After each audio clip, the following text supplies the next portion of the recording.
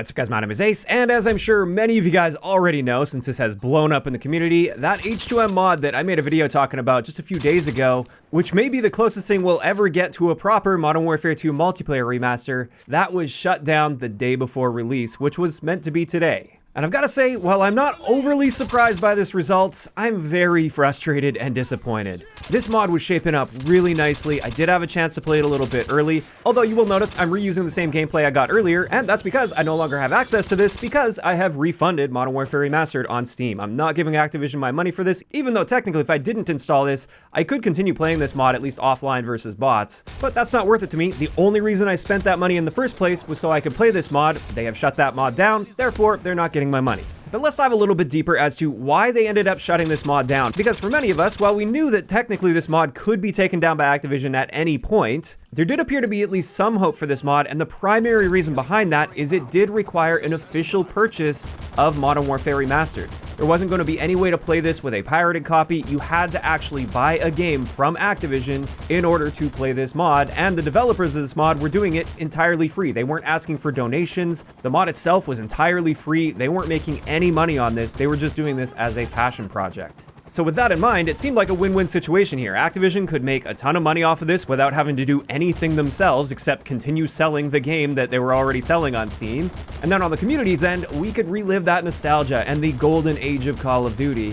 But unfortunately, that obviously wasn't enough, and they did file a cease and desist, and therefore this project was shut down before it was able to release. Now, based on some of the reading I've done looking into this, it does appear the primary issue here and the reason they've shut this mod down, whereas there are a couple other mods out there that are still active, they're still available, but they aren't massively updated with like modern graphics and modern features. The big issue here appears to be the fact that this mod was using assets from different Activision titles outside of Modern Warfare Remastered. Mainly the Modern Warfare 2 campaign remastered, it was pulling many assets from that and including them within this mod, which technically speaking, when you're paying for Modern Warfare Remastered, you're not paying for the right to use assets from different Activision titles. So as far as we can tell, that does seem to be the most plausible reason behind this. And just to be clear, this isn't me defending Activision or anything, I'm just trying to explain the most plausible reason for the takedown of this mod compared to some others. And that does appear to be the most plausible reason. Also, when it comes to copyright law, if you don't actively defend your copyrights, then you can actually lose that copyright. So that is another thing to bring up. Again, not defending anything, just kind of pointing out how things work.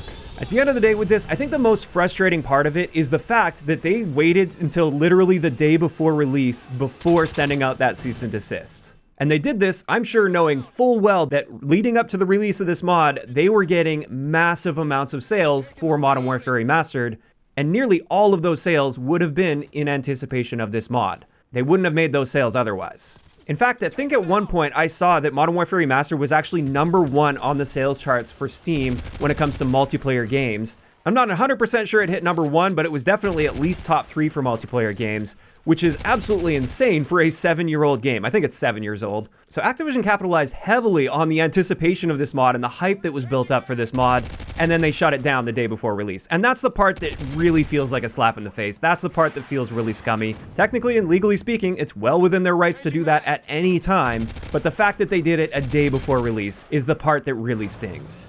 Now, thankfully, at least Steam is very good about refunds with games, and if you did buy Modern Warfare Remastered in anticipation of this mod, and you've played the game for less than 2 hours, you can refund it, no questions asked. And even if you've played more than 2 hours, I have been seeing a lot of complaints about security issues, as well as memory leak issues that many people are having, and Steam does seem to be honoring those as well. So if you are experiencing some technical issues and you have over 2 hours of playtime on this already, you may still be entitled to a refund for this game.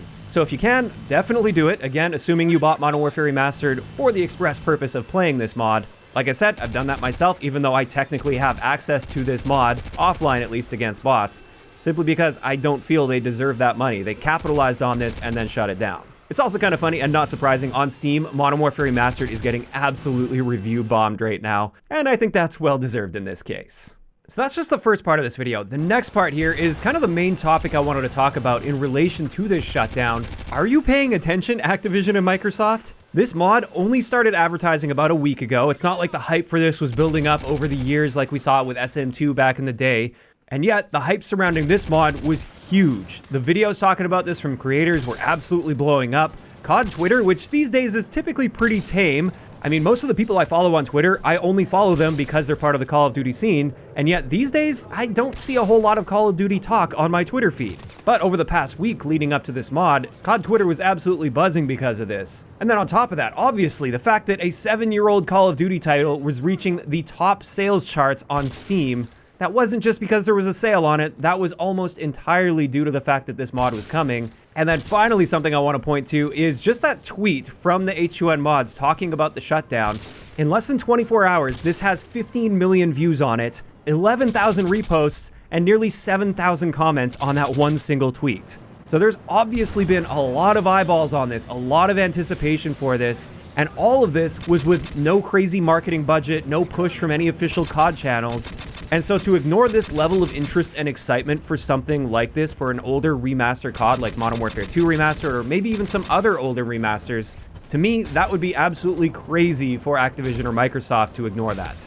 If they aren't already working on, or at least investigating a way to capitalize on the old school Call of Duty games, they're likely leaving a ton of money on the table here, because there's so much demand for this that people are willing to spend years working hard on creating these mods for free with no expectation of making any money at all, knowing full well that at any point their mod could potentially be shut down.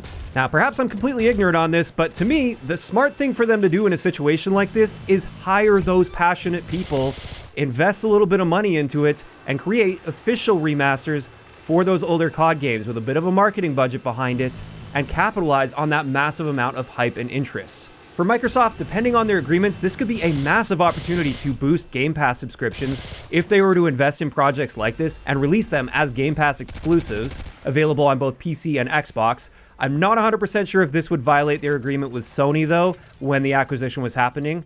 I don't know if that clause for lack of exclusivity would also include like remaster games, or if it only would include like the mainline Call of Duty titles. But even if that doesn't work, just create these official remasters, have them available on all platforms, but release them in the springtime when the hype for the current COD always dies off. COD loves their annual releases, and they make bank on their annual releases. Just picture what would happen sales-wise if they were releasing 2 Call of Duty games every year. One original mainline one and one remaster. This mod has shown people are absolutely ready to pay for this. They obviously have the resources, and compared to creating a new title from scratch, remasters would require significantly less time and resources to put that together, and as we've seen, they would sell extremely well, especially for a late spring or early summer release. Again, when that hype has really died off for the modern COD, many COD players are branching out and going elsewhere, and they're often moving to other franchises outside of Call of Duty during that time. Now, on top of this, if they did create more official remasters, obviously they could and definitely would find ways to monetize these post-launch. But honestly, I think many of us in the community could live with that as long as that monetization was cosmetic only and didn't disrupt the traditional gameplay loop that we're looking for.